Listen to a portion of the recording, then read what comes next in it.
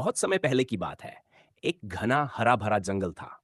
सुबह का समय था। सूरज की हल्की हल्की किरणें पेड़ों के बीच से छनकर जमीन पर गिर रही थीं। चारों तरफ शांति थी। बस पक्षियों की मीठी चहचहाहट सुनाई दे रही थी। उसी जंगल में एक नदी बहती थी और नदी के किनारे एक नन्ही सी चींटी टहल रही थी। चींटी को प्यास लगी थी। वह पानी पीने के लिए जैसे ही नदी के पास पहुंची, अचानक उसका पैर फिसला और छपाक, वह तेज बहती नदी में गिर गई। अब सोचो, इतनी सी छोटी चींटी और सामने तेज बहता पानी। चींटी घबरा गई। वह पानी में हाथ पांव मारने लगी और जोर जोर से चिल्लाई, बचाओ बचाओ, मैं डूब रही हूं। उसी समय नदी के पास वाले पेड़ पर एक सफेद कबूतर बैठा हुआ था। उसने नीचे देखा और नदी में डूबती हुई चींटी को देख लिया।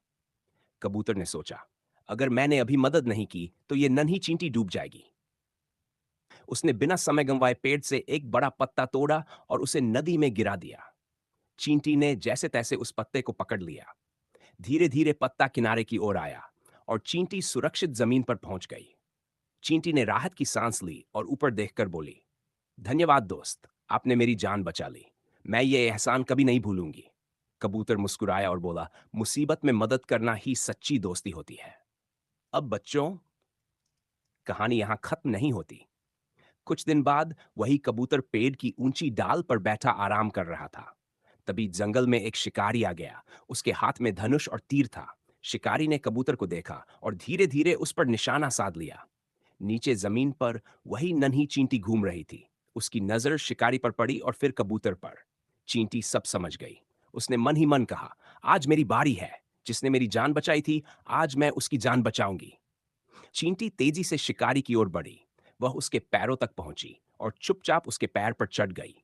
जैसे ही शिकारी ने तीर छोड़ने के लिए धनुष खींचा, चींटी ने जोर से उसके पैर को काट लिया। आह! शिकारी जोर से चिल्लाया। उसका हाथ कांप गया और निशाना चूक गया। कबूतर ने मौका समझा। उसने अपने पंख फैलाए और तेजी से उड़कर दूर चला गया। उसकी जान बच गई। नीचे से चींटी ने ऊपर देखा। कबूतर सुरक्षित उड़ रहा था। दोनों की नजरें मिली और दोनों समझ गए, आज फिर दोस्ती जीत गई थी। कोई भी छोटा या कमजोर नहीं होता। नेकी और मदद कभी बेकार नहीं जाती।